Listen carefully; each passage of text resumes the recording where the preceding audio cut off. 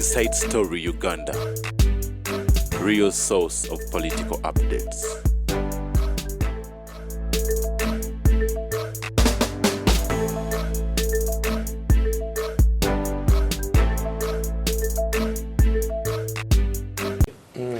Bandafa ba National Unity Platform sabi chene babadde mu mawulire baganya okusindika abaka baabwe mu iyala ate mu ngeri yemu ne bakuba iPod ekigwo ekimene kya Interparty Political Organization for Dialogue baganyi okuwa ensimbi endala ebibiina by'obufuzi ebisigadde ngaga nti paka nga nupu eyingidde nupu egamba tayinza kuyingira mu mukago gwa iPod gwerabanga ekitebe kya Mwami Museveni okufuna omukisa okusinkana aba opposition n'okuba compromising. I think the president is not properly briefed. iPod is funded by the Netherlands. Yes, NIMUD. Yes. But in the constitution there is an inter-party committee. In the constitution. So with or without Netherlands. By the Prime Minister. Zinoba Banzibe. Museveni bamutunuza kwa iPod. Zino nibaziba.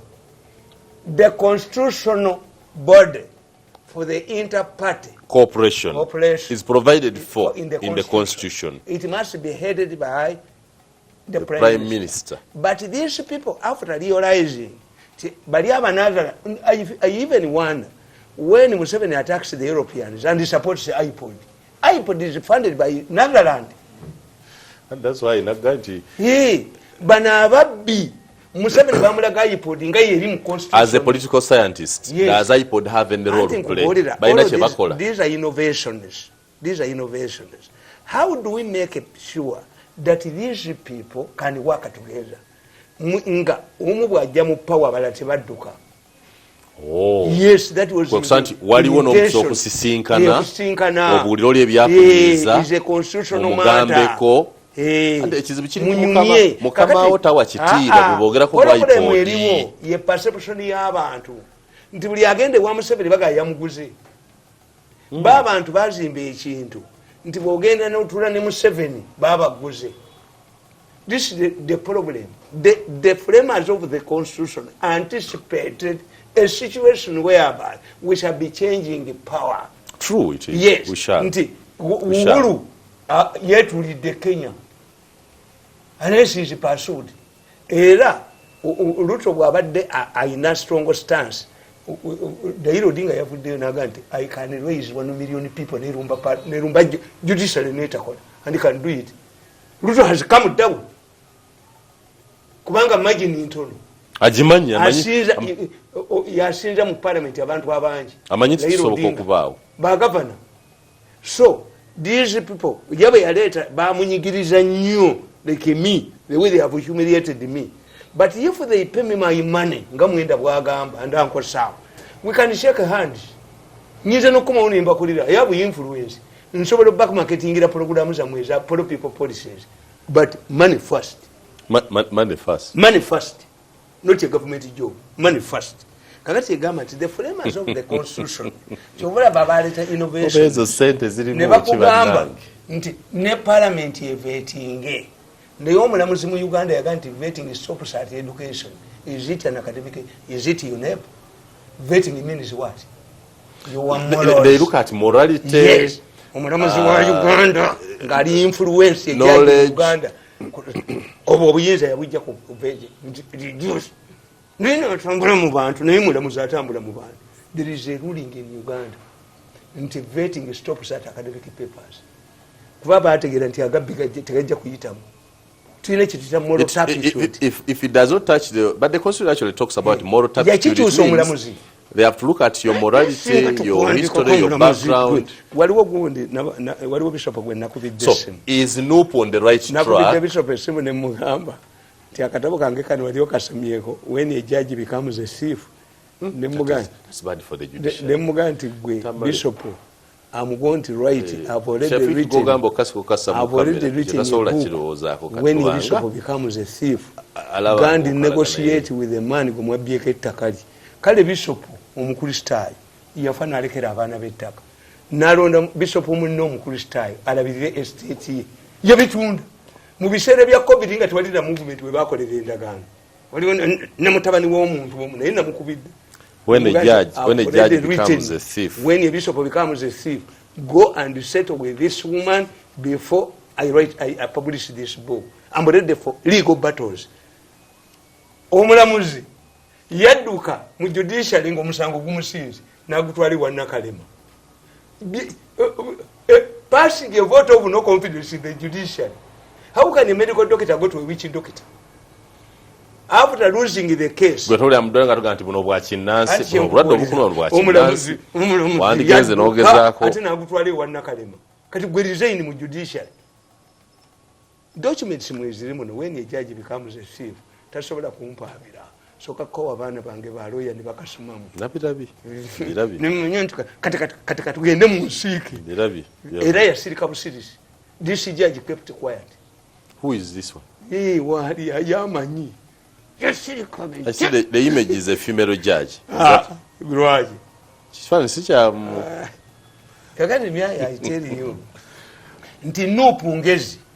Why do you go to? Because to win you must have an alliance with NRM. And the NRM problem yayo teyina tomanya goyogera naye. NRM ina factions nyingi. Era oyinza okusanga kati to embarrass Mao what DPI yinza obutayitamu. Because NRM is fragmented. You support Museveni, you are punished. NRM okwogera Museveni is punishable. That's why you see the Kusaseras complaining. What are you saying? Yes. But I think it is him who has created that. No. Because namu abamukoledde obulungi muvaayo mukaba. So how would you blame others? You can't blame that on the opposition. A system. Oyinza kanti Museveni Katonda. Katonda ta azimbye omuzikiti n'ekkanisa n'alekawo washiriki n'awangaala. The people who abuse Museveni abawasente. Those who have delivered, committed and dedicated service. Babaku. Why? Nti ekibakulya mulimu esabutafugi mu government ya Museveni mulimu a strong sabutafugi. A government within a government. If I am right, gwe today kusasa yali badda akaine emitwale milioni 68 nti yasinga ennyumba ye. Ine yatulagako endulundu ya sente zo zalaga ziruwazo. Nti namuganza gwe banoonye okukuba yulukwati namuganza. Sorry. Kasana muganza yagamba president yeyandagira ogaba ettaka ly'ennaggulu. Sorry, my sister. Basaida Bumba bakidu makubu yabaga Museveni yatulagira. Mu government ya Museveni is a crime to support Museveni. Because the subterfuge is everywhere, very strong. Mention Museveni bakubeba kumalewo. So olwokubanga NRM otesa NRM ki ne bweba NRM yo yennyini eronda oyinza okusanga official candidate alina bendera ye NRM nga independent yamusinza sente. Because the source of money in NRM with varying interests. So nti Mao bw'ajoininga Museveni abe NRM abatali basanyufu bayinza okulinda wa DP mu parliament aze ku consolidating ani Museveni. Because I tell you, if you don't want Museveni to anoint your successor, undermine him. Museveni mujewo. If you allow Museveni to have a comfortable life, it means he will influence his successor. So musoka ne mubulako buli muntu yenna gwe awagira Museveni mumukube nse musekerere ne Museveni wa abulaba mukolera. This is the strategy. Ate Museveni ekizibu kye ebya sente tabimanyi nti ami nze nkubuulira Sudiru nga yampise ya sente kibi atamanyi oba omusajja omugagga yenna mu kibuga nga yampise ne Museveni yampise nsooka wa Sudiru. Eza Sudiru weziri eza Sudiru weziri ekiru kiri nti ekyokubiri naye Museveni yekati nalweiso oyo mwesente ne Sudiru tojja kuzifuna. Sudiru bwakugamba ekigambo kye kiba kyekyo bwagamba kino aba ategeeza ekyo ye talina bureaucracy. Ajja kuweereza omuntu Museveni ajja kuweereza omuntu nalweiso oyo mwesente era nze nakubidde omukyala nemugamba muzeeyi wamugamba nti ndi mulwadde nti amugambe kati nawonye mugambe nawonye sente nazifunye abantu bazisonze because it was not my initiative.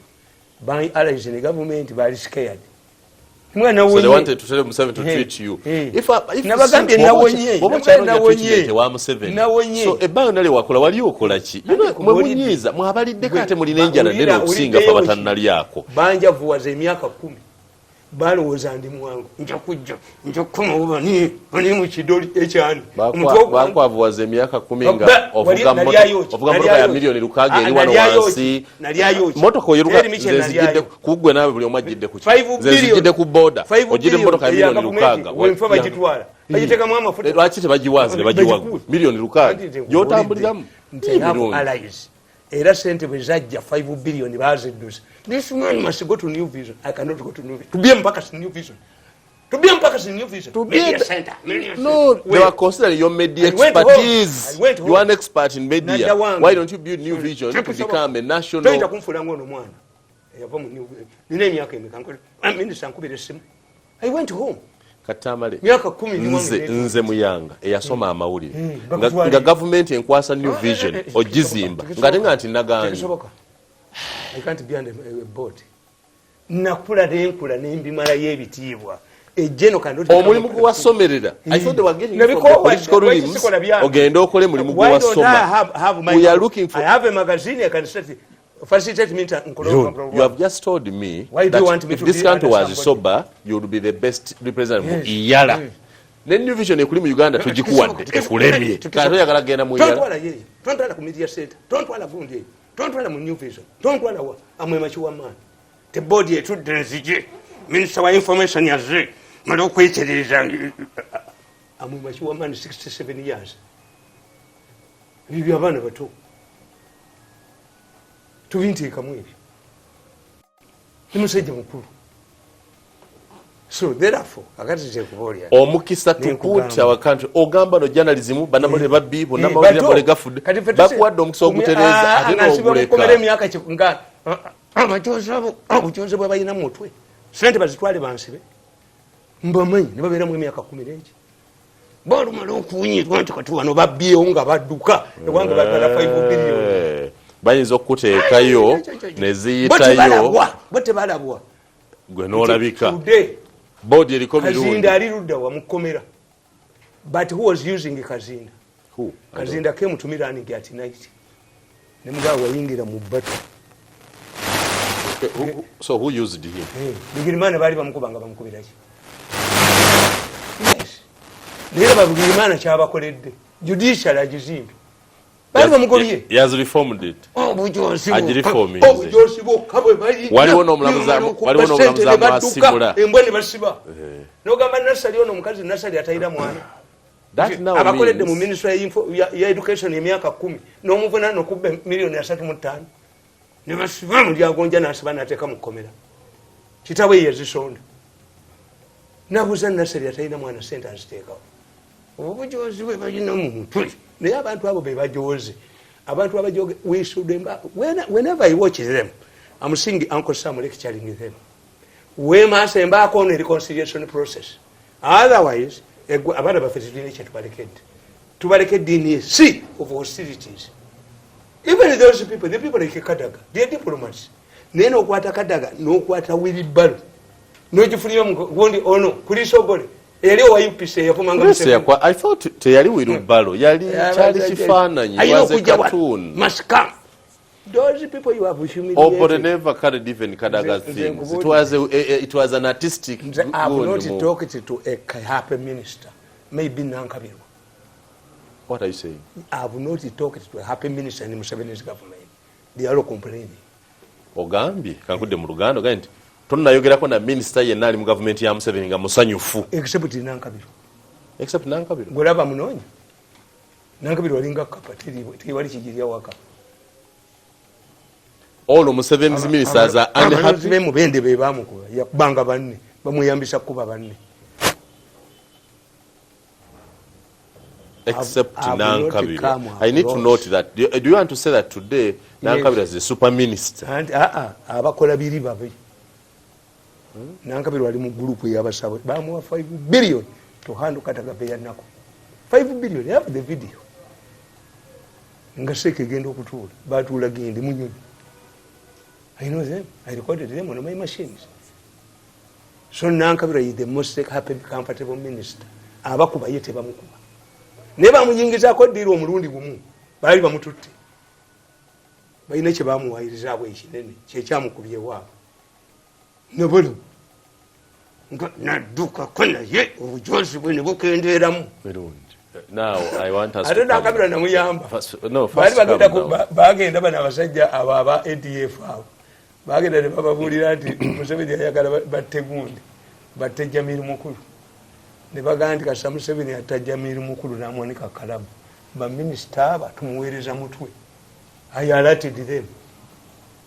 Nankabira yagamba nti oyo alimba ayagala kubba ssente. Gwe gwe nayamba ompe ssente ompe mmeka. I alerted them. Balumumba era obuze Lumumba. Lumumba ne muwa video. Ti abasajja batudde baabo obulabu. Naye kasita muwanika Jamiru Mukulu kalabba bagenda kugoli muli ne Nankabirwa n'abana babiri bali baweereza mutwe. Mutwe kakati yawo sega chiku nemba yamba ayo yagala biso nemba yamba omanyi mise ina network gyotazanyirako one of nze ebinyambye okubeerawo sabba mu gavumenti ekyokubiri ebiri byogambe bikuba sibyaze musajja mu freestyle ebyokusatu musajja buloko lisagala bintu byebyo gwogira bikozesa kale bwe tubaliriza ne Mirundi ku nsonga ezo kyendowooza nange Mirundi bwe naaba ntandika okuwandiika ekitabo njagala kuwandiika kitabo ku lwaki buli agende wa mwami Museveni mu ssanyu akomawo akaaba Museveni eriyoki what is it that mulimu a faction mu government that the faction is more powerful than Museveni himself. Nkugambye nti eri faction yekugamba kubanga olina okutegeera who are fighting Museveni. Besi yali dokita we National Political Commission, Mbabazi yali secretary general, Tumukunde yali shi director have you seen anybody outside the NRM? This tells you nti by the time you realize oba bwe babayita okugenda okuweereza muyitawe mwandikomi everybody who has worked with Mr. President Museveni bazanyira ku kintu kimu okuva mu nseko one bazimbira NRM ku buntu kaluti kibonge kyanini abaana ba Museveni obasanga eyo the rebels became Museveni's boys. Government ya Museveni yaleta emirembe not NRM. Kakati if you have such a structure ekizimbiddwa ku muntu yego okuba ale yabakubye is a strategy yabakubye anti kakati fwe yabakubye bwe twali tusoma political science batugamba nti waliwo omusajja yasomesanga taekwondo na training omusajja nakuba ensi yonna naga nti gwe sinnakuba ku nsi ye gwe trainer wange tukayingire. But because this man had reserved certain tactics, the problem nti Museveni bakubye banji mwagala tunenye Museveni noti mwe watyange empisa zammwe Mirundi ze zitatuukana na service omusajja akututekola ozze mu birala. Let me tell you. Do you believe nti omusajja kubeeta Lwasa azanyira ku bakazi can win a divorce case if he is married? Why? There is no judge who can deny mukazi wa Lwasa divorce because action zize mu media zimulanga nti emirimu tegiggwayo nti waayisa abakazi bwatyo. Kakati it comes a time when you cannot defend yourself nti yes, let us assume Mirundi is a drunkard, is abusive. Is Mbabazi also a drunkard? No. Is Besi a drunkard? No. Is Kaikule a drunkard? Not at all. Yes. Baletera omusajja Germany nga bamuyita Shuruda ne bamuleetera slogan all of the three women can't be wrong. Yawasa emirundi eki esatu ate Makeri ne bagimuleetera ye yafumbirwa emirundi eki esatu naga nti omukazi omulungi tafumbirwa musajja omu naye slogan yakuba Shuruda all of the three women can't be wrong. There is a problem in the system. Tiwaliwo abayagaliza obwa president. Where do you find a system that can abuse muhozi? Mbanga ataga. Mbanga mawuli mu monitor. No, kiba kibi nnyo okwayiza omuntu atanywa obutamirivu naye bw'aba anywa obanga malise. That's why I wrote a book. Kani muhozi kayirire bwagaba bekamwe muhozi. If Museveni has allowed his son to be mind the way they are doing, then how will he avenge? No, because who is maligning Muhozi? It is you. Mwaba complaining anti baba kunga anti nafe katukube mutabani. Bamanyi nze sigalina. Navayo ne mutererawo katuusa ngati tandabangako. Contrary to people's perceptions, I've never seen Muhozi. I'm telling you. You have never seen Muhozi, or you have never met? I have never had a one-to-one with Muhozi. Does he even know you exist? I don't know. No, he doesn't. I have also not seen him physically. Naye mu family ya Museveni mulimu ambala nayo. Otomwogera. Abo baleke. You don't need Muhozi to work. Mirundi. You don't need Muhozi to work. You do your work. As a spoiler in the future. Omanyi natunulidde nnyabo ng'alogootana. My mother. Abasajja baabo bajjidde ku loole bayitirivu bangi tani wange ajja kujja abakuba amasasi. He is recalling Buganda riot. Bamukuba amagulu. What did the government give her? How does she feel nga buli abakusasa abalina emitiri gya sente? For the last 10 years, this government has never given me money. What do you mean? Tebampanga yukantu. How? Even that vehicle nze njiteekamu amafuta. N'abaserikale bange mbawala awenze. Kuba babiteekawo binnemu babitwale. So you don't get money from government? No. No salary, no allowance, no nothing. Salary? Million emu? Which salary are you talking about? A million is a salary for a presidential advisor. 1 million. And this is why in the Sirimba, there's a sompe ekintu nga tekijja nze nali mu State House. Nga bwe nkusaba nti ngenda kugula kamera neetaaga miliyoni yanga nompa 2 nga nkugamba nti akapapula katudde tuwandiikanga. Naye mu feature aba auditors bagenda kujja kundaba nti nasabaaga nompa 2. Kitegeeza 10 mbadde nzibalibbe. Me don't move in pretense. 1 million cannot sinza kukolera 1 million. Mba nkulimba. Mba nina okubba. Ofuna akakadde kamu ka presidential advisor. 1.7 nga presidential advisor. Series ezikumaza ko omwezi akakadde. Abakazi bana n'abaana nkaaga mu 2 n'embuto 3. Kale. Mirundi. Lwaki mwami Museveni ono gwe wandikako ng'owandika oil cars buli lwe boogera ku mafuta atabuka nnyo tawuliriza tayagala kumanya agabira wazungu tewali asobola musomesa ku ekyo ekizibu kiriwa. We are handling a most valuable item for the first time. The oil is exaggerated. Songa gold wali. Diamond wali. And they also have bilimu ne sente nyingi. Yes. Kakati oil is exaggerated. But Museveni must also, for us who look at things, whoever wants to invest in Ugandan oil gets trouble. Edogon yajja wano ngayagala ku investing. Ne mumukubo. Bwe yaddayo bali bamuwambi. Sinawatula anakazi ka gundi. Thailand. Yeah, Thailand. Bwe yajja wano. Owa South Korea bwe yajja wano. Munda. Government yagwa. Who are the factors? Who are these factors? Nti buli ayitako wano. I even suspect. Bwadde eri akuwa. Nti wadde teboogera. Even in neighboring countries are quietly undermining. What if Museveni gets oil money? What will he do? Obanga asobola okudeployinga amagye Equatorial Guinea, Southern Sudan. N'afuga region bw'atyo nga talina oil. People sit down and analyze. That's one factor. The second factor. But don't we look at the fact that his oil is coming at a level when alternative sources of energy are also very many? Anti kakati kitegeeza bw'atagagawalangako sente zonna z'ofuna ziba zikola. Okay. Yes. Oil money comparable to G. Oil money dwarfs other products. Okay. Oil money dwarfs. 3. Ojja kukisanga. Oil is exhaustible.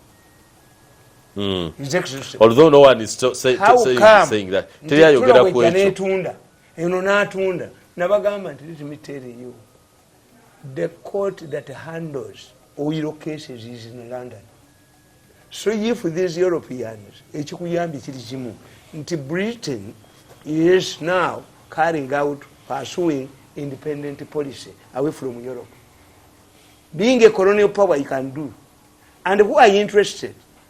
What company bajita any ya Italy, ya Vatican, ya Italian mafias, eyagala oil. Archbishop of Canterbury, bamujja mu oil company, na yayagala oil. Who is going to exploit this oil? You must understand. Is it a Chinese company or a European company? Where do they benefit? The players. Before you determine. 3, the president is determined to have a refinery. Government refinery tebajagala mu government yandikuteetya ensonga eno. Anti waliwo diplomatically, how would they have handled not to look what these undercurrents. Look what these people are raising. You see, for us, me, what I do, I have alternative. Bagamba ogenda kuwona n'obutonde bw'ensi ate okyalina ebikolwa ebityobula eddembe ly'abantu buli omu byalaba n'atali bweru n'ali wano naawe obiraba. Let us ask. Museveni has handled very well the post-election period.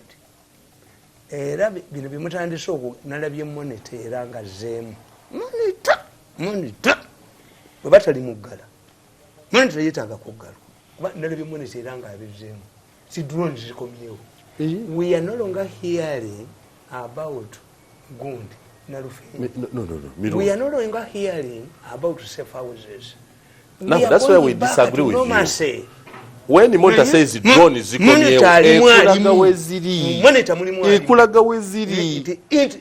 is not a paper that just speaks. No.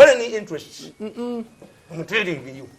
Can we stop it by facts? Are there no drones? Are there no people who have been abducted? Every day, bakulaganga abagenze magere bebalonze kukuba bavudde mu safe houses. Kuba you must know this is an internal job. The moment Muhoozi halted his activities, said it. Nabaga nti mutunulie Karamoji. Waliyo Mpokoto.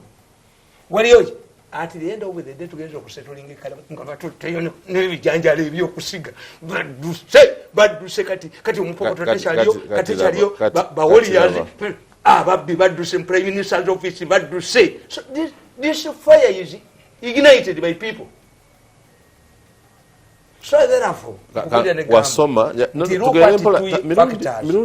are talking about human rights violations. Yes. Do they exist or not? Are we suffering from a storm or a drizzle? Are they declining or increasing? Is Museveni adamant? Or he has responded? Nupwekulaze nti buli lunaku waliwo abantu baabwe abatalabika every day. Monitor yabatadde mu mawulire mu monitor.